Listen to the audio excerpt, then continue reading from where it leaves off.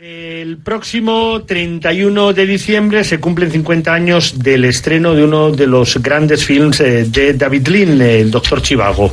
De él vamos a hablar sobre un libro que acaba de publicar un autor argentino, Juan Carlos Fauvetti. La Claqueta, seguimos.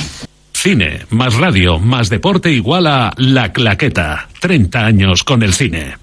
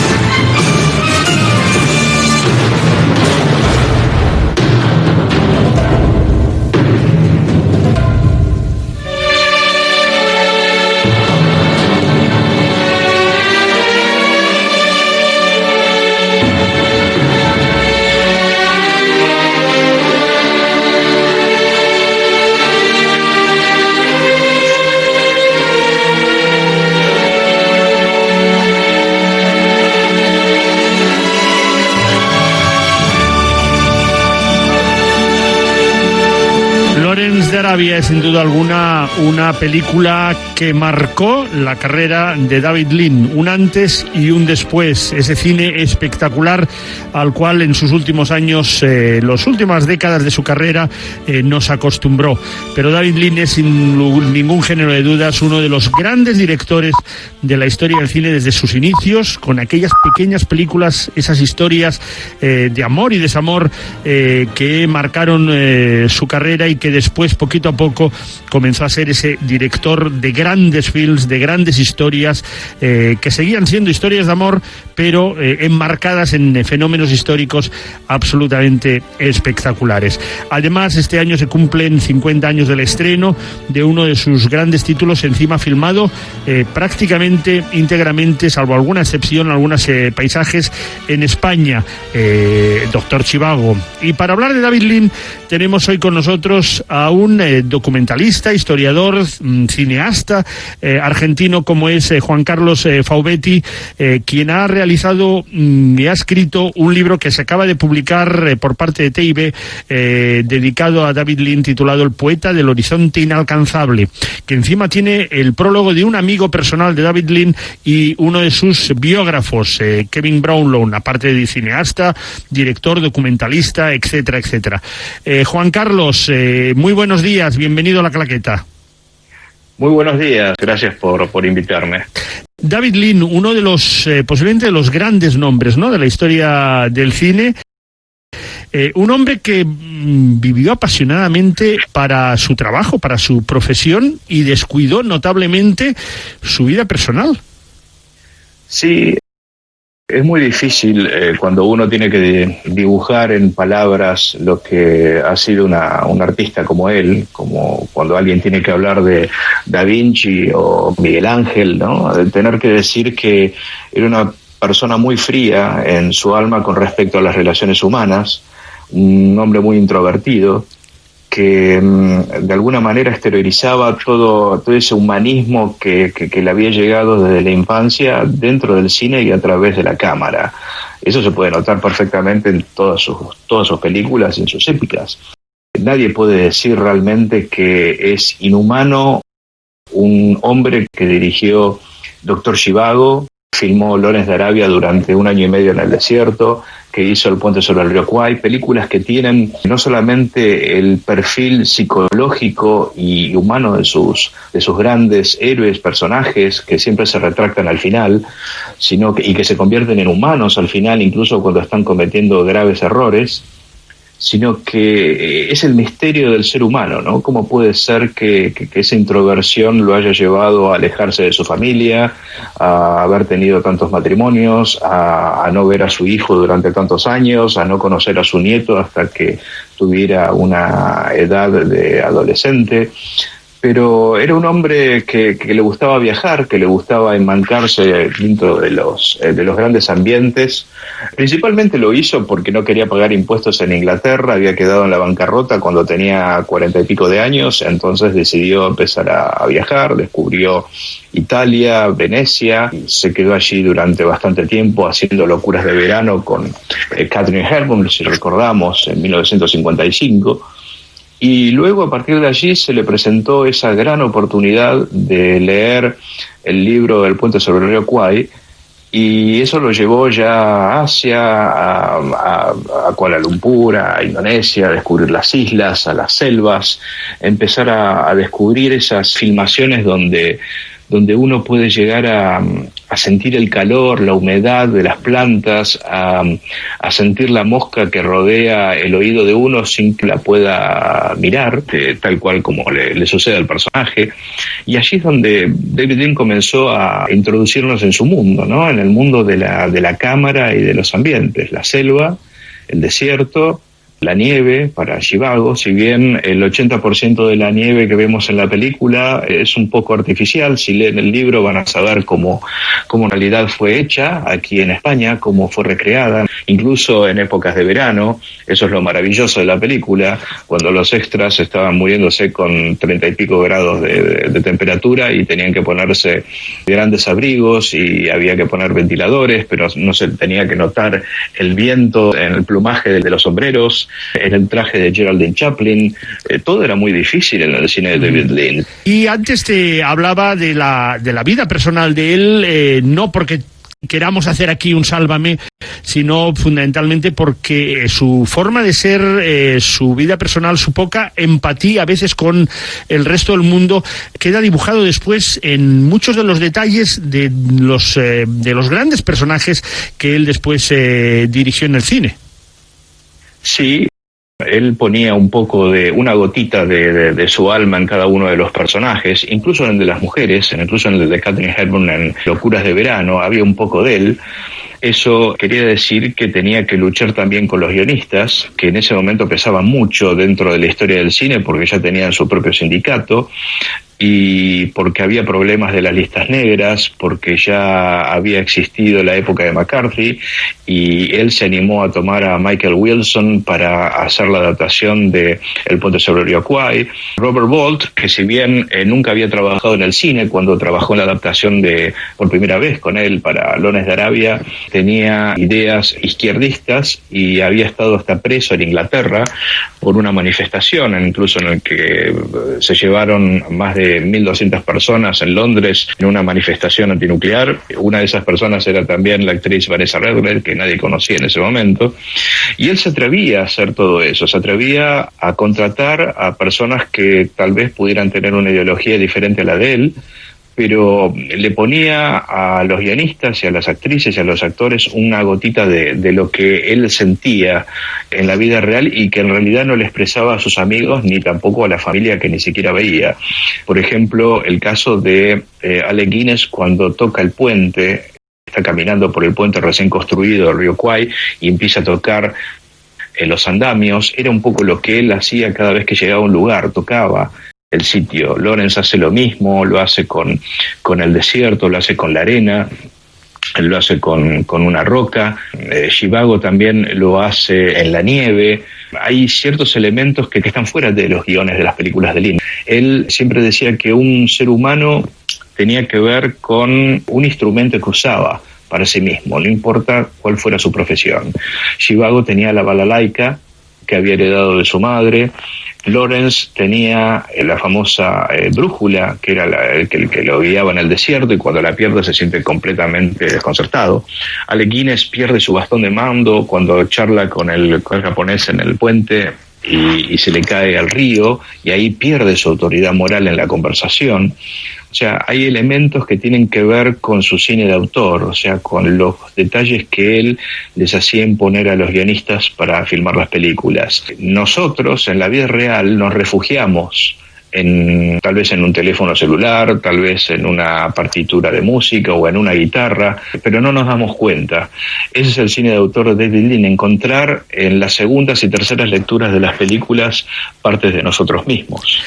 Él, que nació prácticamente con el cine en 1908, comenzó a tener muy claro desde muy joven que quería ser cineasta, y hasta su padre, que no estaba muy de acuerdo con esa obsesión, le regaló un libro, un libro de aquellos de cómo hacer cine, ¿no? Y ser un buen cineasta.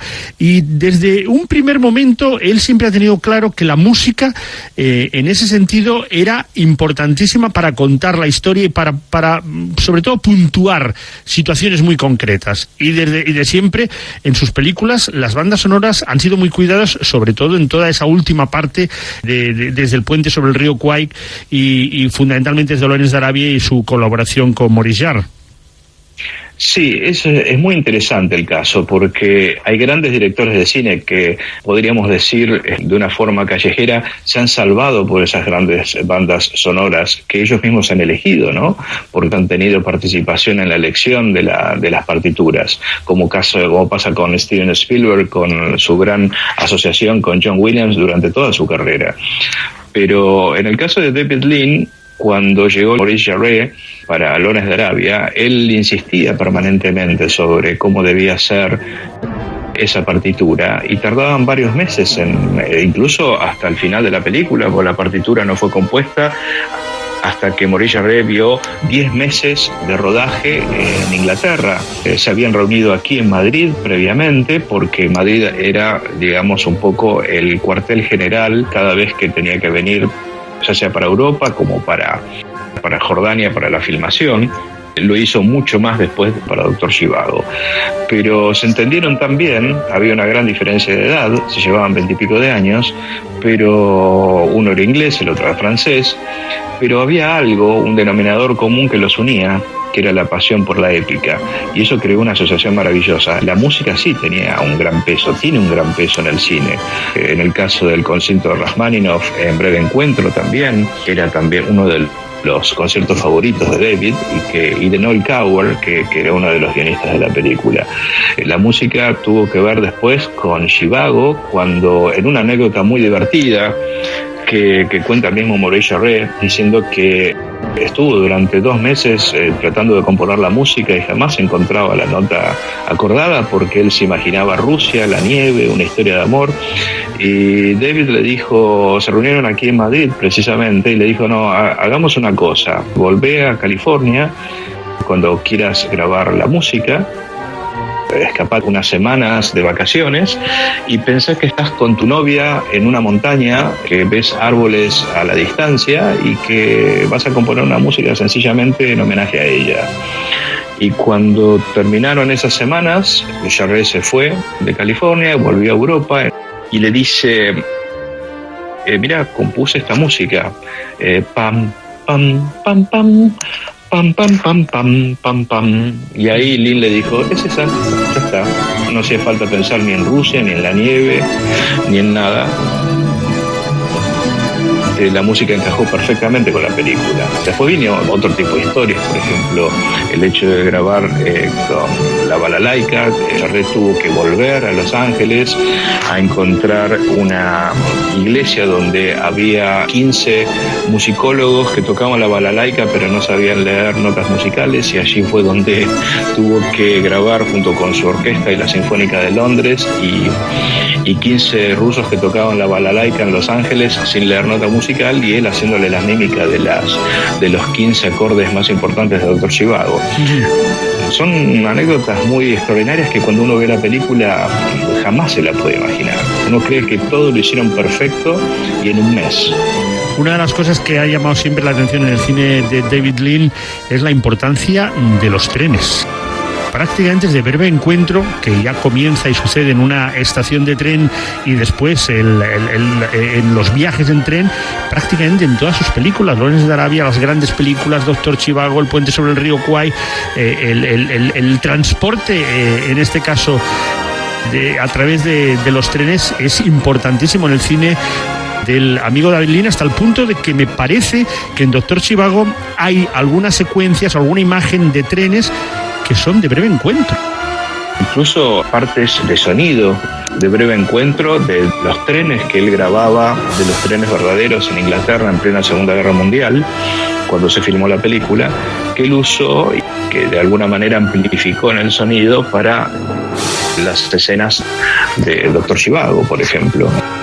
Los sonidos de la película también tienen sus trucos, porque cuando filmaron la caída del puente sobre el río Kwai con 7 cámaras, la pista de sonido falló, no se grabó realmente la caída del puente y el experto de sonido de Lin, que se llamaba Teddy Darbas, viajó a Londres, hizo una combinación de mezclas de sonidos de varios discos, de sonidos extraños, de choques, incluso de trenes, y los combinó y los puso de delante para atrás y de atrás para adelante, los grabó de esa manera para que pareciera como si fuera algo que se estaba derrumbando, y ese es el sonido que nosotros escuchamos en el original del puente sobre el río Kwai, que parece en realidad un sonido tomado en ese mismo momento del derrumbe. Pero los trenes sí tienen mucho que ver con Lin, como dijiste, porque él, como le gustaban los ambientes, desde los aviones no se puede apreciar realmente el ambiente. Uno cuando viaja 14 horas de un país a otro, en realidad no siente qué es lo que hay debajo. Simplemente uno está en un tubo, va de un lado al otro, se baja y ya está en otro país, en otra estación. No, con el tren se sentía eso, se percibe eso. También en Pasaje a la India, como también podríamos agregar.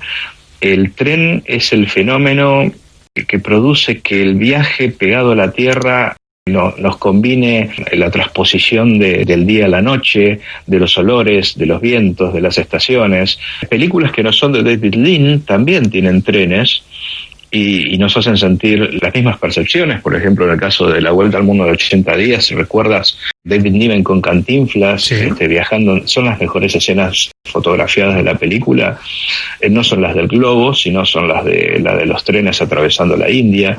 O en el caso de Out of Africa, de Sidney Pollack, también con Meryl Streep, también la notable fotografía de los trenes. Una película que en realidad David Lean quiso filmar en su momento y que Pollack, cuando lo hizo, dijo que hay varias tomas que son en homenaje a él. Sobre todo esas tomas, me imagino, aéreas que retratan además en esos vuelos Robert Redford y Meryl Streep África de una forma formidable. David Lean, podríamos estar aquí horas prácticamente hablando de su cine y del gran director con Juan Carlos Faubetti, autor del libro David Lean, el poeta del horizonte inalcanzable. Pero es curioso en cuanto a su personalidad, que así como todos tenemos en la memoria muchísimos directores que han pasado a la historia por ser grandes directores, pero durante los rodajes ser prácticamente tiranos, gritar mucho, ser muy exigentes. David Lean prácticamente no gritaba, aunque conseguía las cosas de otra manera, a veces más sutil, ¿no? Y a veces éticamente no muy correcto, ¿no? Sobre todo cuando quería a una persona en concreto y se había contratado a otra y quería conseguir, por ejemplo, el caso de Dr. Zhivago y de su director de fotografía en Lawrence de Arabia, que él lo quería sí o no, sí o sí, mejor dicho. Aquellos movimientos no fueron, que digamos, de una ética absolutamente impecable. Varias veces ocurrió eso, incluso con su gran amigo Ronald Nim, con el que comenzó toda su carrera, con el que hizo Madeleine, Breve Encuentro, fue su director de fotografía, y después recordamos que fue un gran director de cine, porque Ronald Nim dirigió La aventura del Poseidón, ¿no? Por ejemplo. Son grandes clásicos del cine mundial. Sin embargo, su amistad quedó quebrantada 40 años antes porque Lean no se manejaba éticamente con sus amigos. Cuando él pensaba que la película había que salvarla, la amistad quedaba de lado. En el caso de Lawrence de Arabia, ya él tenía a Freddie Young como su gran emblema, que después terminó ganando 3 Oscars con películas de él, ¿no? Porque Freddie Young fotografió también Dr. Zhivago aquí en España y luego en parte en Finlandia, donde hicieron las escenas de la nieve verdadera, ¿no? Bajo 10 grados bajo cero, y La hija de Ryan en Irlanda. Pero cuando él tenía un director de fotografía que no alumbraba de la manera que él quería una toma interior o no iluminaba un paisaje como él realmente quería refractar, lo despedía o directamente le decía que no era el director adecuado para la película. Pasó con Robert Krasker filmando el comienzo de Cadenas Rotas, por ejemplo, si recordamos. Krasker era un gran director de los grises, no de los negros ni de los blancos, sino de los grises. Después terminó ganando un Oscar por El tercer hombre, la película de Carol Reed. Y sin embargo, Lean, durante el rodaje de Cadenas Rotas, con Alec Guinness y John Mills, le dijo que no era el director adecuado. Contrató a Guy Green, que también era un gran director de Lugares Oscuros y de ese cine negro que podía retratar bien el ambiente de Charles Dickens, de la novela, y ganó el Oscar también. Juan Carlos Faubetti, ya mi última pregunta. David Lean estuvo obsesionado desde prácticamente mitad de su carrera por hacer una biografía de Mahatma Gandhi y al final no la hizo él. Recordemos que la hizo Richard Attenborough, con quien él también había colaborado, pero sí que acabó su carrera con una película como Pasaje a la India. La India fue una de las obsesiones fundamentales de su vida desde que la descubrió, ¿no?, en los preparativos de ese rodaje que nunca se hizo sobre Gandhi. Sí, tal es así que parte de las cenizas del cuerpo de David Lean fueron arrojadas en un lugar de la India que era su favorito. Él eligió la India desde la década del 50, cuando quería hacer el proyecto de Gandhi, cuando viajó por primera vez. No le gustaba el clima inglés, no le gustaba ni la lluvia, ni los días nublados, ni el frío. Él realmente le gustaba el sol y el calor. Incluso una vez echó a uno de los técnicos durante el rodaje de Pasaje a la India y le dijo que debía volver a Londres y trabajar dentro de una fábrica si no le gustaba la India.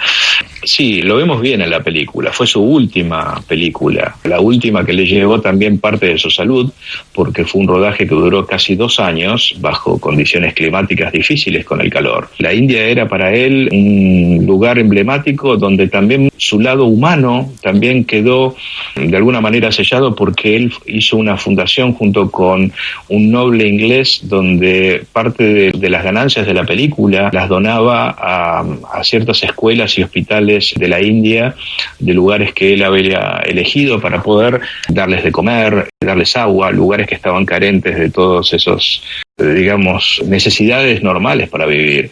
Y todo eso quedó oculto y se supo recién hasta luego de su muerte.